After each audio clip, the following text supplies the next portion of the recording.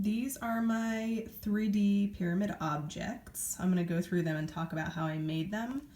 But I did, as I was making them, continue to put them in the pyramid to see how they fit. And I was thinking about the scale of how big a bed should be as opposed to a table, and trying to make things make sense in the space.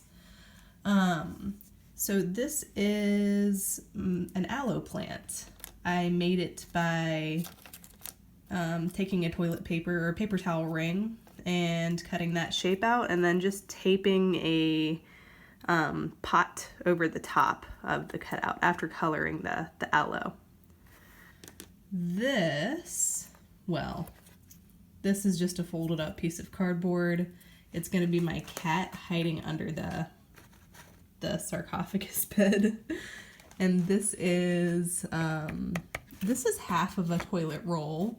I'm lucky enough that my toilet rolls are white that I use. It's like a recycled cardboard. So I was able to color on that with color pencil and have the colors be pretty bright. But if you're interested in using a toilet roll for anything, you can always glue white paper over the top of it as well. I'm sure you've seen these before. Maybe you haven't, but they were really popular last year at school. If you look up origami cube, you'll find how to make it. And that's going to be a side table for me. And then I also made these little game cards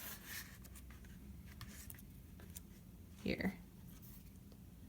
So trying to be as detailed as you can with your decorations, and as creative as you can with how you put them together. Really think about the materials that you have in your house as you are looking at your brainstorming sheet and say, what could I use to make this? What could I use to make that? Think about all the possibilities and just have fun and be creative with this step in the project. I'm including an image here that shows how big the paper was that I used to make that origami side table, just in case you're interested in looking it up on YouTube. And now I'm going in and starting to prepare my pyramid for the final construction. I'm using the same technique that I did to attach the first wall to the base. I'm taking just 2 nice clean cut strips of copy paper, and half of those strips are going to get glued down to the base of the pyramid onto the wood grain. I'm not going to attach the wall yet because it's easier to work flat, especially when I'm doing detail work like this, trying to cover up and hide those strips with the wood grain. I can see through the paper again, so I'm just tracing the lines on the wood floor that I see through the paper and matching the color as best I can, it was pretty easy with color pencil. You don't have to mix colors like it's paint.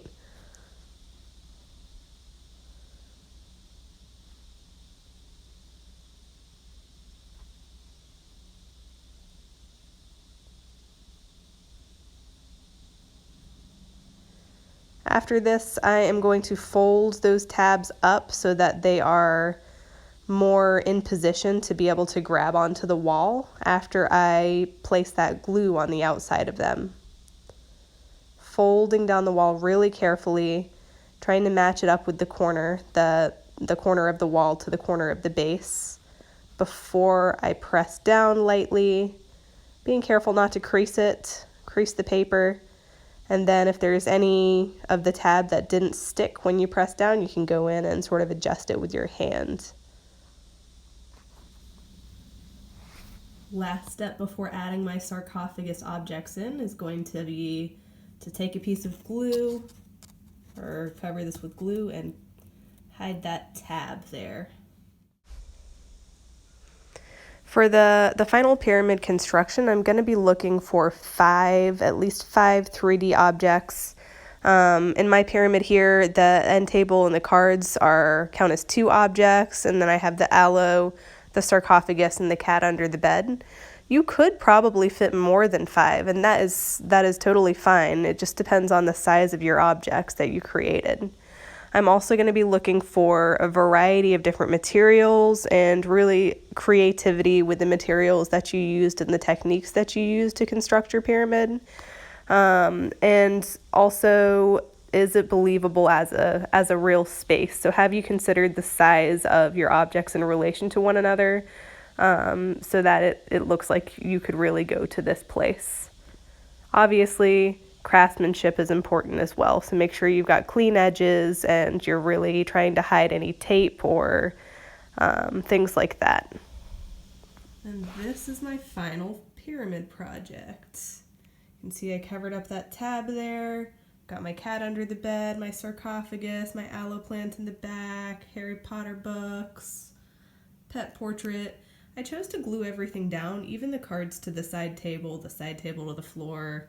My cat's glued down, and so is the sarcophagus. And originally I was planning on using a tab to close the pyramid shut and cutting a window in it, but I felt like if I did that, you won't be able to see the cat or some of the details that are like closer to the edges of the pyramid. So I'm just gonna have it be sort of an openable wall that you can open all the way and look at it like this and close up when you're not watching it. So anyways, you guys can choose how you seal or don't seal your pyramid, but we are close to the end now and I cannot wait to see your work. Have fun during this final week. Goodbye.